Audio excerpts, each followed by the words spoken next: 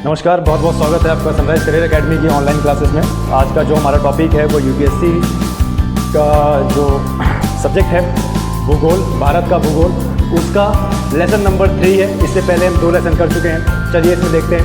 आज हमें भारत के भूगोल में जो भारत की स्थिति है,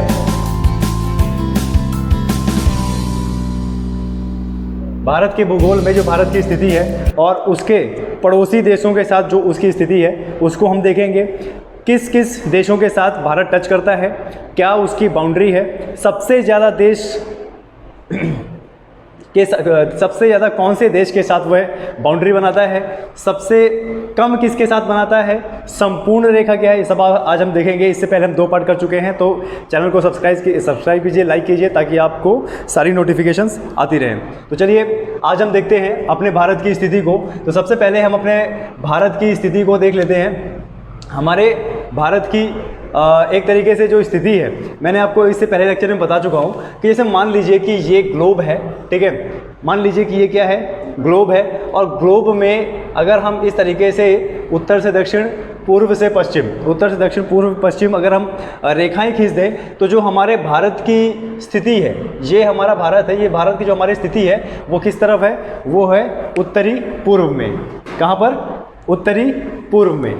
यानी एक तरीके से जो तो उत्तरी पूर्व का जो गोलार्ध है इसमें आ रहा है। यहाँ पे हमारे भारत की स्थिति है। अब यहाँ पर हमें देखना है कि भारत किन अक्षांशों के बीच और किन देशांतरों के बीच में आ रहा है। अक्षांश और देशांतर हमारा क्या है? अक्षांश और देशांतर हमारी इमेजिनरी लाइन है, ठीक है।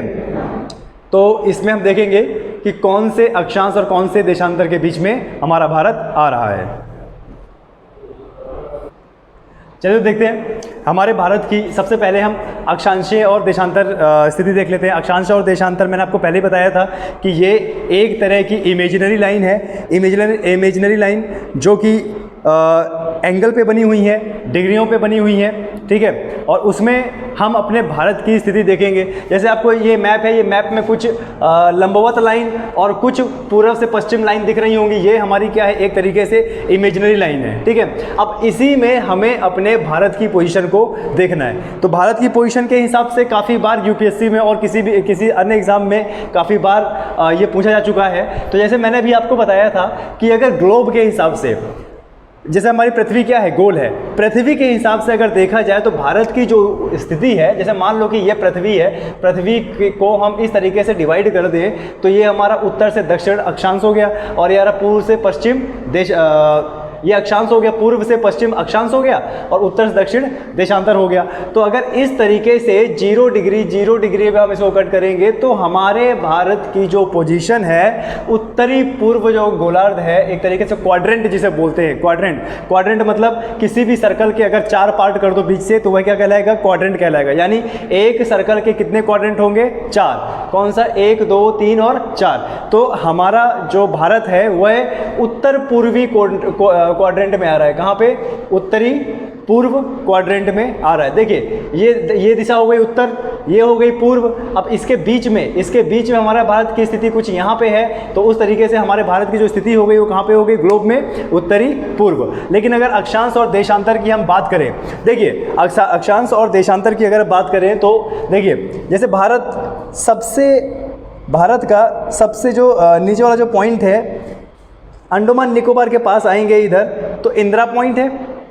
इंदिरा पॉइंट जो कि 2004 की सुनामी में डूब चुका है। पहले इसका अस्तित्व था लेकिन अब नहीं है।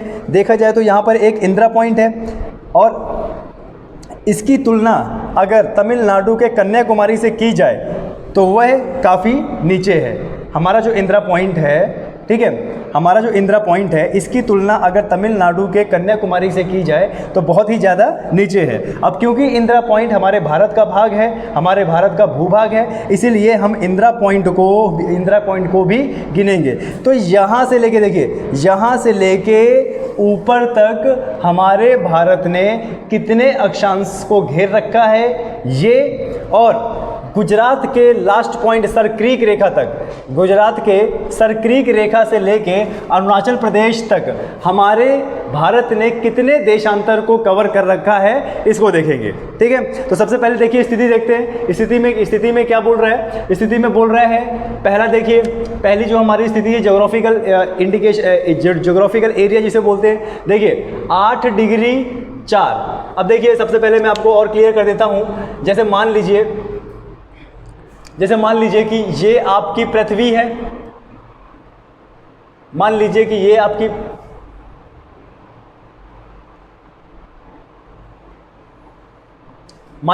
आपकी पृथ्वी है, ये इसकी भूमध्य रेखा है जो कि कितने डिग्री पे है? 0 डिग्री पे। ये इसकी भूमध्य रेखा है जो कि कितने डिग्री पे है? 0 डिग्री पे। अगर आप 0 डिग्री से उत्तर की तरफ जाओगे तो पहले 1 degree, 2 degree, 3 degree, 4 degree, 5 degree, ऐसे कहाँ तक जाएगा? 90 डिग्री तक जाएगा। ठीक है, उसी तरीके से दक्षिण के नीचे आओगे, भूमध्य रेखा कितने डिग्री की होती है? 0 डिग्री की होती है। और 0 डिग्री भूमध्य रेखा से अगर ऊपर जाओगे तो काउंट करोगे 1 डिग्री, 2 डिग्री, 3 डिग्री, ऐसे कहाँ तक जाओगे? 90 डिग्री तक जाओगे। उसी तरीके से भूमध्य रेखा के नीचे दक्षिण की तरफ जाओगे तो काउंट करोगे 1 डिग्री, 2 डिग्री, 3 डिग्री, ऐसे कहाँ तक जाओगे? 90 डिग्री तक जाओगे। तो जैसे मैंने बताया कि हमारे भारत की जो पोजीशन है वो उत्तरी पूर्व क्वाड्रेंट में है, तो सीधी सी बात है हम उत्तर की तरफ गिनेंगे। सीधी सी बात है हम कहाँ गिनेंगे? उत्तर की तरफ। तो अब उत्तर में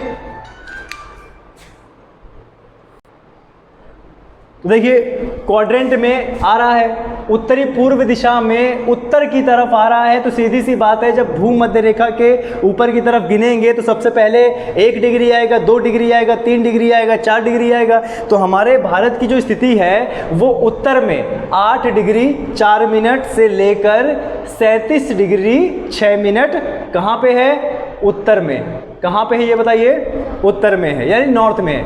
8 डिग्री 4 मिनट से लेकर 37 डिग्री 6 मिनट नॉर्थ का मतलब ऊपर में हो गया। तो देखिए जैसे मैंने यहाँ पे बताया था कि जो सबसे हमारा दक्षिणतम पॉइंट है वो कौन सा है? इंदिरा पॉइंट है, जो कि 2004 की सुनामी लहर में डूब चुका था।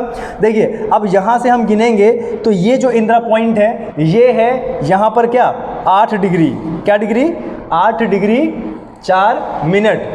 अब क्या है? उत्तर की तरफ है। उत्तर की तरफ क्यों है? क्योंकि मैंने आपको बताया था कि भूमध्य रेखा से ऊपर की तरफ हमारा भारत देश है, तो भूमध्य रेखा से ऊपर की तरफ आएगा तो सबसे पहले 1 डिग्री, 2 डिग्री, 3 डिग्री, तो जहां पर भी हमारा इंदिरा पॉइंट है वहां पर कितना आ रहा है? वहां पर 8 डिग्री 4 मिनट आ रहा है। ठीक है, तो जहाँ पर हमारा इंदिरा पॉइंट स्टार्ट हो रहा है वहाँ से अगर काउंट करोगे, जैसे ये इंदिरा पॉइंट है तो यहाँ पर 8 डिग्री 4 मिनट आ रहा है। अब इसको जैसे ही आप ऊपर बढ़ते जाओगे, 8 हो गया, 9 हो गया, 10 हो गया, 10 हो गया, 11, 12, 13, तो इस तरीके से हमारे भारत का विस्तार, यानी ये जो जम्मू कश्मीर का सियाचिन वाला जो पार्ट है ऊपर में, वो कहाँ तक आ रहा है? वो आ रहा है 37 डिग्री 6 मिनट उत्तर की तरफ। यानी हमारे भारत का जो सबसे उत्तरी छोर है, जिसको बोला जाता है इंदिरा कॉल, जो कहाँ पर है? सियाचिन ग्लेशियर में है। तो वो कहाँ पर है? 37 डिग्री 6 मिनट उत्तर में। यानी आपको ये पता चल गया कि हमारे भारत का जो अक्षांशीय विस्तार है, अक्षांशीय विस्तार मतलब अक्षांशों से, अक्षांश कौन सी रेखाएं होती हैं? जो पूर्व से लेके पश्चिम होती हैं, मतलब ऐसी रेखाएं, लंबवत नहीं। कैसी रेखाएं? पूर्व से पश्चिम जो रेखाएं होती हैं, ठीक है, वो हमारी कौन सी रेखा होती है? अक्षांश रेखा होती हैं। तो अगर आपको प्रश्न में आ जाए कि हमारे भारत का जो अक्षांशीय विस्तार है वो क्या है, तो हमारे भारत का अक्षांशीय विस्तार इंदिरा पॉइंट से हम लेंगे 8 डिग्री 4 मिनट उत्तर से 37 डिग्री 6 मिनट उत्तर तक। ठीक है, यानी एक तरीके से देखा जाए तो हमारे भारत का जो विस्तार है वो उत्तर से उत्तर में है ना कि दक्षिण में। दक्षिण में आने के लिए क्या करना पड़ेगा? ये भूमध्य रेखा के नीचे जाना पड़ेगा। जब तक इस भूमध्य रेखा के कोई चीज़ ऊपर है वो उत्तर में ही आएगी। अगर इस भूमध्य रेखा के नीचे आ गया तो कहाँ पे आएगा? नीचे आ जाएगा। तो वहाँ पर उत्तर की जगह क्या लिखेंगे हम? दक्षिण। ठीक है। तो देखिए यहाँ पर आपको पॉइंट दिख रहा होगा, हमारे भारत की जो स्थिति है वो क्या है, 8 डिग्री 4 मिनट उत्तर से लेके 37 डिग्री, ये कौन सी है, अक्षांशीय स्थिति है। ठीक है, अक्षांशीय स्थिति। अब बात करते हैं हम देशांतर। देशांतर का मतलब कि वह इमेजिनरी, वह आभासी रेखाएं जो लंबवत हैं, कैसे हैं, उत्तरी गोलार्ध से लेके कहाँ तक गई हैं, दक्षिणी गोलार्ध तक, इनके बीच में हमारी स्थिति कितनी है। तो देख लेते हैं हमारा देश का जो विस्तार है, जैसे ये हमारे भारत देश का नक्शा है, इसमें अगर आप देखेंगे तो इसके सबसे पश्चिम में है गुजरात और सबसे पूर्व में है अरुणाचल प्रदेश। ठीक है, इसमें हमारा सबसे पश्चिम में क्या है, गुजरात, और सबसे पूर्व में है अरुणाचल प्रदेश। अब अगर बात की जाए कि भारत किन अक्षांशों के बीच में आ रहा है, तो सीधी सी बात है, गुजरात के सबसे पश्चिमी छोर और अरुणाचल के सबसे पूर्वी छोर को हमें देखना होगा। तो जो गुजरात का सबसे पश्चिमी छोर है, जहां पर हम जिसको बोलते हैं गुहर मोती या फिर सर क्रीक लाइन, क्या बोलते हैं हम, गुहर मोती या फिर सर क्रीक लाइन। तो सर सर क्रीक लाइन कहाँ पे है, गुजरात के एकदम पश्चिमी छोर में। ठीक है, क्या नाम है उसका, गुहर मोती, जो कि गुजरात में है, और क्या बोलते हैं हम उसको, सर क्रीक। वहाँ से अगर गिने तो उसकी जो स्थिति है, गुहर मोती या सर क्रीक की जो स्थिति है वो क्या है, 68 डिग्री 7 मिनट पूर्व, 68 डिग्री 7 मिनट पूर्व से लेकर 97 डिग्री 25 मिनट पूर्व तक है। क्लियर, ये चीज़ आपको समझ में आ गया। अक्षांशीय दिशा। अच्छा, इसमें आपको थोड़ा सा ये डाउट हो रहा होगा कि पूर्व और पूर्व में कैसे है, क्योंकि हमारा गुजरात तो पश्चिम में आ रहा है, तो हम जो गुजरात से पोजीशन ले रहे हैं उसको हम पश्चिम क्यों नहीं बोल रहे हैं। पश्चिम ना बोलने का कारण ये है कि देखिए, जिस तरीके से हमारी भूमध्य रेखा थी, उसी तरीके से हमारी उत्तरी गोलार्ध से दक्षिणी गोलार्ध तक एक रेखा होती है, एक देशांतर रेखा होती है, जिसको हम क्या मानते हैं, 0 डिग्री। और इस 0 डिग्री से अगर पूर्व की तरफ जाओगे तो क्या कहलाएगा, पूर्व। इस डिग्री से अगर पश्चिम की तरफ जाओगे तो क्या कहलाएगा आपका, पश्चिम। हमारे देश की स्थिति देखिए कहाँ पे है, उत्तरी पूर्व क्वाड्रेंट में है। अब उत्तरी पूर्व क्वाड्रेंट में 0 के इस तरफ है ना, 0 के किस तरफ है, पूर्व की तरफ। अब 0 के पूर्व की तरफ है तो हम दिशा कौन सी लेंगे, पूर्व ही लेंगे। 0 से पूर्व की तरफ है, इसीलिए हम पूर्व लेंगे। अगर ये इस 0 डिग्री से उधर होता तो हम क्या लेते, पश्चिम लेते, लेकिन क्योंकि ये 0 डिग्री से पूर्व की तरफ है, इसलिए हम बार बार इसको पूर्व ही लेंगे। तो हमारे भारत की जो देशांतर स्थिति है वो कितनी है, 68 डिग्री 7 मिनट ईस्ट। ईस्ट का मतलब पूर्व से लेकर 97 डिग्री पश्चिम तक। अब जरा इस भारत के मैप में देख लीजिए, ये जो भारत का मैप है, ये यहाँ पर क्या है, ये सबसे ये गुजरात है, गुजरात राज्य है। गुजरात राज्य में जो सबसे पूर्वी छोर है ये वाला, यहाँ से इसको क्या बोला गया है, गुहर मोती या फिर sir creek line. Sir creek line जहाँ पर आ रही है, ये जो अक्षांश है 68 डिग्री, कितना, 68 डिग्री 7 मिनट पूर्व से लेकर ये जो अरुणाचल प्रदेश का जो किबिथु गांव है, जो किबिथु गांव है वहाँ पर आके ख़त्म हो रहा है। तो जो किबिथु गांव है यानी अपने इंडिया का सबसे पूर्वी छोर, या फिर बोल सकते हो अरुणाचल प्रदेश का सबसे पूर्वी छोर। तो ये कहाँ पे है, किबिथु इसका नाम है, ये है अरुणाचल प्रदेश में। और यहाँ पर आके जो अक्षांश यहाँ पे लग रहा है, सॉरी देशांतर, यहाँ पे जो देशांतर लग रहा है वह देशांतर कौन सा है, 97 डिग्री 25 मिनट। 97 डिग्री 25 मिनट किस तरफ, पूर्व की तरफ, है ना। आई बात समझ में। तो अगर आपके प्रश्न में आ जाता है या मैच द कॉलम में आ जाता है या कथन में आ जाता है, तो भारत की स्थिति आपको बताने के लिए क्या करना पड़ेगा, 2 तरीके से भारत की स्थिति बताओगे, एक अक्षांशीय स्थिति और एक देशांतरीय स्थिति। तो अक्षांशीय स्थिति हमारी कहाँ से है, 8 डिग्री 4 मिनट उत्तर से लेकर 37 डिग्री 6 मिनट उत्तर। और हमारी देशांतर स्थिति कहाँ पे है, 68 डिग्री 7 मिनट पूर्व से लेकर 97 डिग्री 25 मिनट पूर्व तक। ये आपका क्लियर हुआ पहला पॉइंट। चलिए अगला हम देख लेते हैं हमारे भारत का, ये भी बहुत बेसिक है, इसको हम और डीप लेके चलेंगे। हमारा अगला पॉइंट देख लेते हैं कि हमारे जो देश की स्थिति है, हमारे देश की स्थिति में पहली बात देख लीजिए, देश कौन कौन से आ रहे हैं। हमारे देश के पूर्व में है पाकिस्तान, सॉरी पश्चिम में, हमारे देश से पश्चिम की तरफ जाओगे तो कौन सा देश आ रहा है? पाकिस्तान। हमारे भारत के जम्मू और कश्मीर के इलाके से जुड़ा हुआ है अफ़गानिस्तान, यानी उत्तर में कौन सा देश जुड़ा हुआ है? अफ़गानिस्तान। उसके बाद अगर आप उत्तरी पूर्व में आओगे तो उत्तरी पूर्व में चाइना जुड़ा हुआ है, नेपाल जुड़ा हुआ है, भूटान जुड़ा हुआ है। पूर्व में आओगे तो म्यांमार जुड़ा हुआ है, और भारत से 3 तरफ से घिरा है क्या? बांग्लादेश। यानी टोटल मिला के हमारी भारत की बाउंड्री से 7 देश जुड़े हुए हैं। अब वह 7 देश कौन कौन से? देखिए, पाकिस्तान, अफगानिस्तान, चाइना, नेपाल, भूटान, म्यांमार और बांग्लादेश। ठीक है। अब क्या इनसे हमारे हवाई रूट हैं? क्या इनसे हमारे पानी के रूट हैं? क्या इनसे हमारे रेल रूट हैं? क्या इनसे हमारे रोड रूट हैं? जी बिल्कुल, इनसे, इन पड़ोसी देशों से हमारे हवाई रूट भी हैं, पानी के रूट भी हैं, और एक तरीके से रेल रूट भी है, रोड रूट भी है। आपने देखा होगा सद्भावना एक्सप्रेस, मैत्री एक्सप्रेस, ये पाकिस्तान और बांग्लादेश से डायरेक्ट हमारा रेल रूट है, हवाई रूट तो है ही, जल रूट भी है। ठीक है, इसको आगे विस्तार से पढ़ेंगे नेक्स्ट लेक्चर में। चलिए आगे देख लेते हैं। जो दूसरा पॉइंट है, भारत के पड़ोसी देशों से संबंध। अब इससे अभी मैंने आपको बताया कि हमारे देश, पड़ोसी का मतलब बगल में, जो पड़ोस में है एकदम। अरे ये हो नहीं था क्या? चलिए, अभी जैसे हमने बात किया कि हमारे देश के कितने पड़ोसी देश हैं, तो अगर देखा जाए, देखिए हमारा देश ये रहा भारत।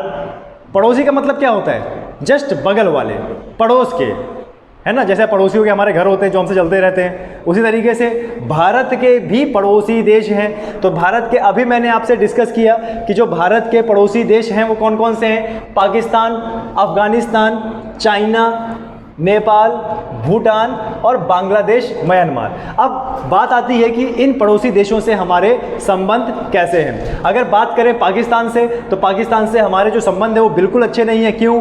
क्योंकि आए दिन पाकिस्तान जैसे देश हमारे देश में आतंकवादी भेजकर हमारे देश की अशांति को, एक तरीके से हमारे देश की शांति को भंग करता है। तो यानी पाकिस्तान की बात करें, चाइना की बात करें, तो हमारे बिल्कुल भी संबंध अच्छे नहीं हैं। लेकिन अगर हम नेपाल, बांग्लादेश, भूटान, म्यांमार और अफगानिस्तान की बात करें, तो यहाँ पर हमारे देश के कुछ न कुछ संबंध अच्छे हैं। ये जो देश है कहीं ना कहीं हमारे साथ चलने को तैयार है, कहीं ना कहीं हमारी अर्थव्यवस्था के लिए सही है, और हमारी अर्थव्यवस्था से कहीं ना कहीं इनकी भी अर्थव्यवस्था की ग्रोथ हो रही है।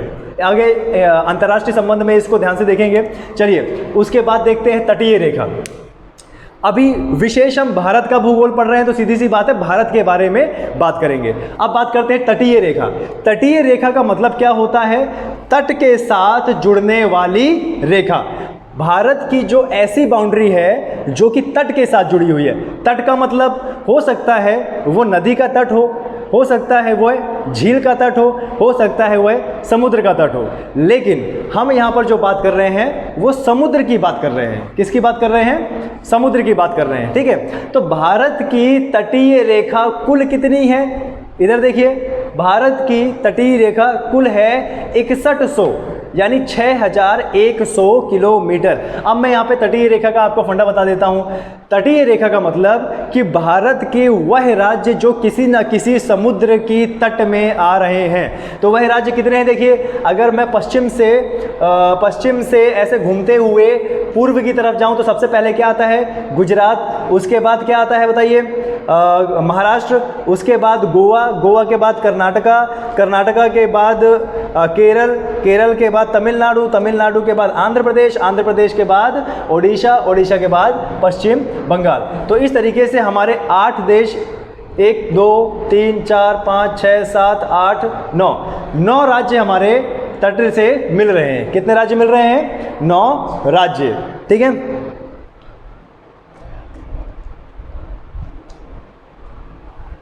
ये भी क्वेश्चन एक बन सकता है एग्जाम में कि भारत के कितने राज्य समुद्र के साथ अपनी तट रेखा बनाते हैं। तो हमारा आंसर हो जाएगा 9 राज्य। एक बार फिर से उन 9 राज्य को देख लेते हैं। अगर हम पूर्व से देखेंगे तो सबसे पहला राज्य आता है गुजरात, उसके बाद दूसरा महाराष्ट्र, तीसरा गोवा, चौथा कर्नाटका, पांचवा केरल, छठवां तमिलनाडु, सातवां आंध्र प्रदेश, आठवां ओडिशा और नवां पश्चिम बंगाल। ठीक है, अब यहाँ पर बात आती है कि हम ये भी देख लेते हैं कि हमारी तटीय रेखा, अब देखिए यहाँ पर ध्यान देने वाली बात ये है कि तटीय रेखा और संपूर्ण तटीय रेखा। तटीय रेखा का मतलब होता है कि भारत से जो जुड़े हुए राज्य हैं उनकी तटरेखा कितनी है, लेकिन अगर हम बात करें संपूर्ण तटरेखा की तो हमारे देश के अंडर में आने वाली जो केंद्र शासित प्रदेश हैं उनको भी हम गिनेंगे। तो यहाँ पर जैसे मान लीजिए लिखा हुआ है तटीय रेखा, तो तटीय रेखा में हम किनको गिन रहे हैं, इन 9 राज्यों को। कौन कौन से? गुजरात, महाराष्ट्र, गोवा, कर्नाटका और केरल, तमिलनाडु, आंध्र प्रदेश, उड़ीसा और पश्चिम बंगाल। लेकिन जब वह बात करता है संपूर्ण तटरेखा, संपूर्ण तटरेखा, देखिए तटीय रेखा और संपूर्ण तटीय रेखा में अंतर है। तटीय रेखा कितनी है? 6100 किलोमीटर और संपूर्ण तटीय रेखा कितनी है? 7516.5 किलोमीटर। अब ये बताइए कम से कम 1400 किलोमीटर का फर्क कैसे पड़ गया? क्योंकि ये जो 6100 किलोमीटर है ये इन राज्यों की तटरेखा गिनी गई है और ये जो 1400 किलोमीटर और बढ़ गया है हमारा, देखिए लक्षद्वीप, दादर और नगर हवेली, अंडमान और निकोबार, ये भी तो हमारे भारत के पार्ट हैं। लक्षद्वीप और लक्षद्वीप और लक्षद्वीप मिनी है, इधर अंडमान निकोबार, ये भी तो हमारे भारत की पार्ट हैं, इनकी भी तटरेखा है।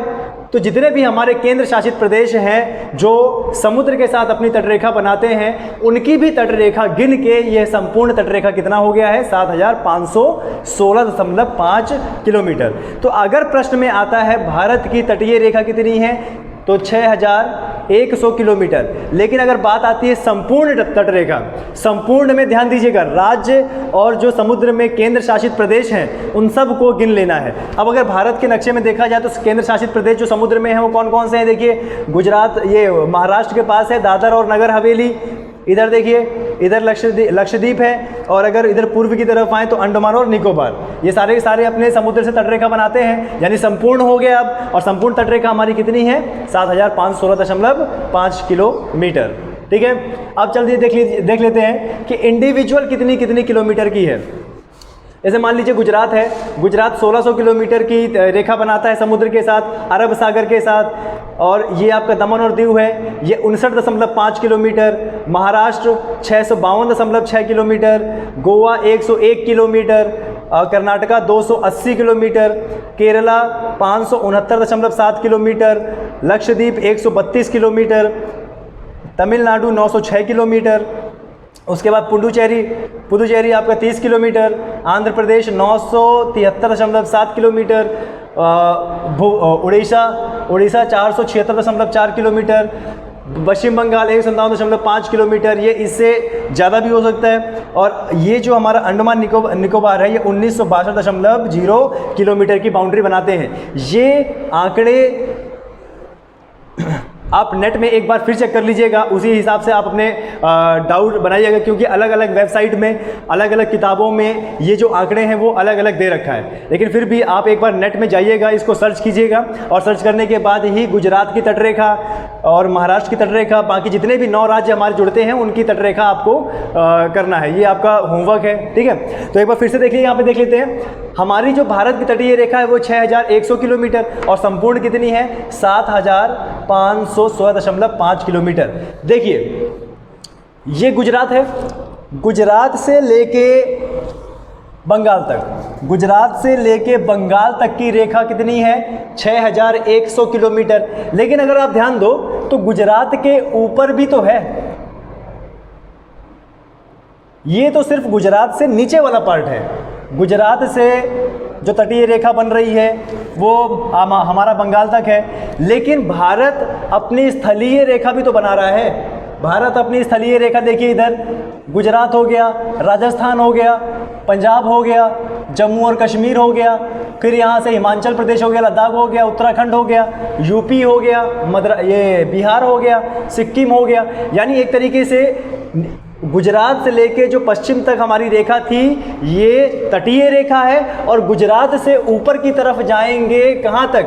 फिर से आकर फिर से आकर बंगाल तक, तो ये हमारी स्थलीय रेखा हो जाएगी। ठीक है, तो अगर हम तटीय रेखा और स्थलीय रेखा दोनों को मिला दें तो हमारी संपूर्ण रेखा कितनी हो जाती है? 22,716.5 किलोमीटर। और जो हमारी स्थलीय रेखा है, सिर्फ स्थलीय रेखा, अगर हम तट रेखा को हटा दें, सिर्फ स्थलीय रेखा है, तो वो लगभग 15,000 किलोमीटर के आसपास है। ये आंकड़े स्थिर नहीं है, आप नेट में चेक कीजिएगा इसको। ठीक है, भारत की स्थलीय, अब स्थल की रेखा हम बता रहे हैं। स्थल की रेखा तटीय रेखा से कंपेयर नहीं करना है। स्थलीय रेखा मतलब जमीनी रेखा, भारत की जमीन रेखा जो दूसरों से वह जमीन के माध्यम से जुड़ा है। जैसे पाकिस्तान और भारत जमीन के माध्यम से जुड़े हैं, चाइना और भारत जमीन के माध्यम से जुड़े हैं, अफगानिस्तान और भारत जमीन के माध्यम। तो ये जो रेखा है यह कितनी लंबी है? यह लगभग 15,000 किलोमीटर है। ठीक है, और संपूर्ण स्थलीय रेखा कितनी है? 22,716.5 किलोमीटर। ठीक है, ये बात आ गई आपकी। अब देखिए आपके सामने ये हमारा भारत दिख रहा होगा।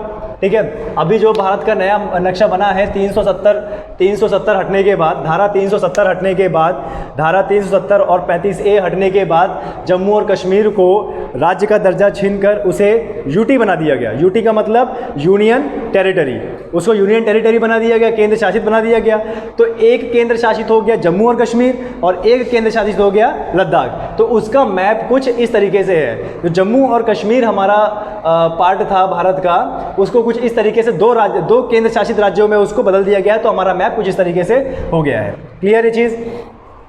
चलिए अब अगर हम अपने इसमें मैप में देखें, भारत के मैप में देखें, तो जम्मू कश्मीर सबसे उत्तरी राज्य और तमिलनाडु सबसे, बताइए, तमिलनाडु सबसे दक्षिणी राज्य, गुजरात हमारा सबसे पश्चिमी राज्य और अरुणाचल प्रदेश हमारा सबसे पूर्वी राज्य। तो अगर राज्य है तो सीधी सी बात है, हमारे देश का सबसे उत्तरी छोर भी होगा, सबसे दक्षिणी छोर भी होगा, सबसे पश्चिमी छोर भी होगा और सबसे पूर्वी छोर भी होगा। ठीक है, तो अगर हम अपने भारत के मुख्य बिंदु यानी भारत के उत्तरी भाग, भारत के सबसे उत्तरी भाग की बात करें तो हमारा कौन सा भाग है? इंदिरा कौल, जो कि कहाँ पे है? सियाचिन में है। सियाचिन ये वाला उत्तर जम्मू और कश्मीर का लद्दाख रीजन का, अब तो इसको खैर लद्दाख बोलेंगे, लाइन से ऊपर वाले पार्ट को लद्दाख बोलेंगे, लाइन से नीचे वाले पार्ट को जम्मू और कश्मीर केंद्र शासित प्रदेश बोलेंगे। ठीक है, तो यहाँ पर कहीं हमारा सियाचिन ग्लेशियर है और सियाचिन ग्लेशियर में ही सब भारत का सबसे जो उत्तम यानी सबसे उत्तर दिशा का जो पॉइंट है उसका नाम क्या है? इंदिरा कौल, जो कि कहाँ पर है? सियाचिन ग्लेशियर में। और अगर भारत के सबसे दक्षिणतम पॉइंट, भारत के सबसे दक्षिणतम पॉइंट की बात करेंगे तो भारत की सबसे दक्षिणतम पॉइंट अंडमान निकोबार हमारे भारत का ही भूभाग है। इसीलिए यहाँ से जो सबसे दक्षिणतम पॉइंट है वो क्या है? इंदिरा पॉइंट, जो कि 2004 की सुनामी में डूब चुका है। सबसे दक्षिणतम पॉइंट हो गया हमारा इंदिरा पॉइंट, जो कि कहाँ पर था? अंडमान और निकोबार में था। उसके बाद अगर हम बात करें सबसे पूर्वी भाग, पूर्वी छोर की, भारत के सबसे पूर्वी छोर की बात करेंगे तो पूर्वी छोर का नाम क्या है? किबिथु, जो कि कहाँ पे है? अरुणाचल प्रदेश में। अरुणाचल प्रदेश में देखा जाए तो देखिए इधर उत्तर पूर्व के छोर में एकदम, तो यहाँ पर हमारे भारत का सबसे पूर्वी छोर आएगा। ठीक है, उसके बाद बात करें भारत के सबसे पश्चिमी छोर की, भारत के सबसे पश्चिमी छोर की अगर बात करें हम तो वो कहाँ पर है? गुजरात में है। और गुजरात में भी कहाँ पर? गुहर मोती या सरक्रीक लाइन के पास। कहाँ पे है? गुहर मोती या सरक्रीक लाइन के पास। कहाँ पर? गुजरात में। अच्छा, हमने अभी जो रेखा बनाई है, तटीय रेखा बनाई है, ठीक है, अगर हम देखें कि सबसे लंबी तटीय रेखा कौन सा राज्य बनाता है? राज्य, केंद्र शासित की बात नहीं हो रही है, राज्य की बात हो रही है। तो सबसे लंबी तटीय रेखा गुजरात बनाता है। ठीक है, और सबसे छोटी तटीय रेखा बनाता है गोवा। ध्यान दीजिएगा, सबसे लंबी तटीय रेखा बनाता है गुजरात और सबसे छोटी तटीय रेखा बनाता है गोवा।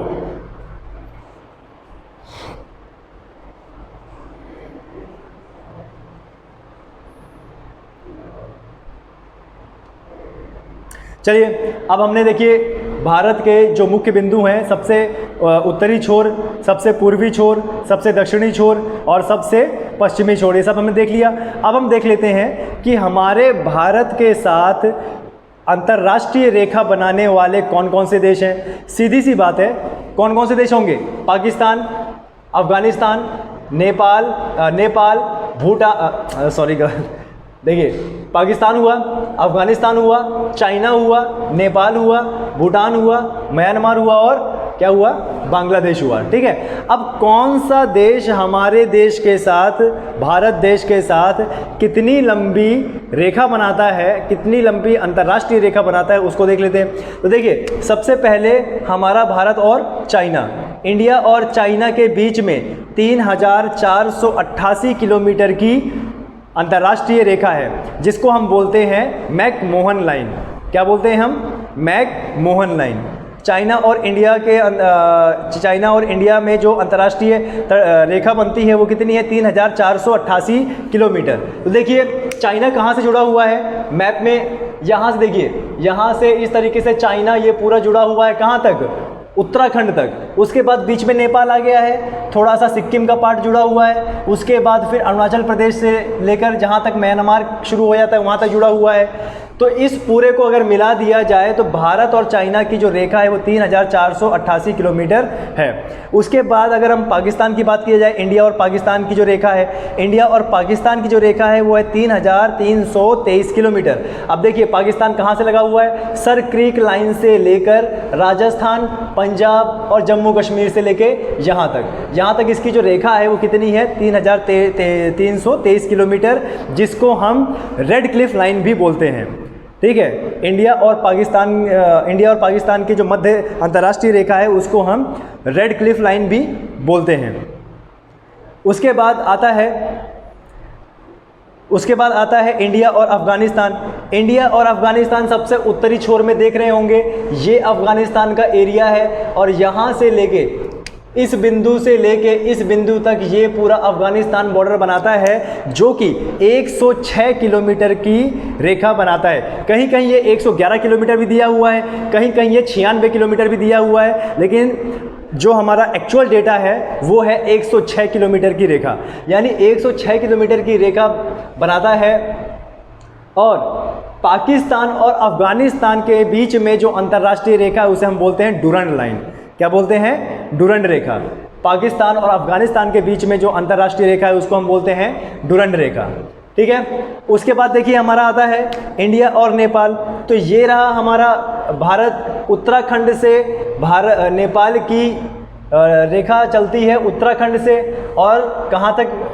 उत्तराखंड से लेके फिर इधर उत्तर प्रदेश, बिहार, बंगाल और सिक्किम, इतने सारे राज्यों से जुड़ती है। कितने किलोमीटर की? 1751 किलोमीटर की रेखा बनाता है नेपाल हमारे साथ में। उसके बाद बात करते हैं इंडिया और बांग्लादेश की। अब देख लीजिए बांग्लादेश की जो भौगोलिक स्थिति है वो कहाँ पे है? बांग्लादेश भारत से चारों तरफ से घिरा हुआ है। देखिए, ये रहा बांग्लादेश। इसके पश्चिम में देखें तो पश्चिम बंगाल है, ऊपर असम, मेघालय, त्रिपुरा और मिजोरम जैसे राज्य जुड़े हुए हैं। ये जो रेखा बनाता है 7 देशों में से, भारत के साथ जितने अंतर्राष्ट्रीय रेखा बनाते हैं, 7 देश अंतर्राष्ट्रीय रेखा बनाते हैं, 7 में से सबसे लंबी जो रेखा है वो बांग्लादेश बनाता है 4096 किलोमीटर की। 4096 किलोमीटर की अगर देखा जाए तो देखिए, ऐसे स्टूडेंट को लगता है कि चाइना सबसे लंबी रेखा बना रहा होगा, लेकिन ऐसा नहीं है। सबसे लंबी जो रेखा बना रहा है, अंतर्राष्ट्रीय रेखा बना रहा है, वो बांग्लादेश बना रहा है 4096 किलोमीटर की। ठीक है, उसके बाद आते हैं India Bhutan. India Bhutan 699 kilometre की रेखा बनाते हैं। ये देखिए, ये यहाँ पर पहाड़ों का देश भूटान है और पहाड़ है यहाँ पर। तो ये जो भारत के साथ अपनी रेखा बनाता है, कहाँ कहाँ टच करता है? देखिए, सिक्किम, बंगाल, असम और अरुणाचल प्रदेश, इन 4 राज्यों को ये टच करता है और 699 किलोमीटर की रेखा बनाता है। अब अंत में आते हैं इंडिया और म्यांमार। इंडिया और म्यांमार, सबसे पूर्व में जो देश है भारत के वह क्या है, म्यांमार है। अब म्यांमार में कौन कौन से राज्य देखो टच होते हैं, अरुणाचल प्रदेश होता है, नागालैंड होता है, मणिपुर होता है और मिजोरम होता है। ध्यान दीजिएगा त्रिपुरा म्यांमार से टच नहीं होता है, ठीक है। मिजोरम, मणिपुर, नागालैंड और अरुणाचल प्रदेश, और टोटल यह 1643 किलोमीटर की रेखा बनाता है, ठीक है। तो ये रहा आपका आज का पार्ट, एक तरीके से भौतिक भूगोल बोल सकते हो इसे, भारत का भौतिक भूगोल। यहाँ से नेक्स्ट लेक्चर में आएंगे, लेक्चर 4 में नया पार्ट लेकर। तो यही समाप्त करते हैं इसको। Thank you very much.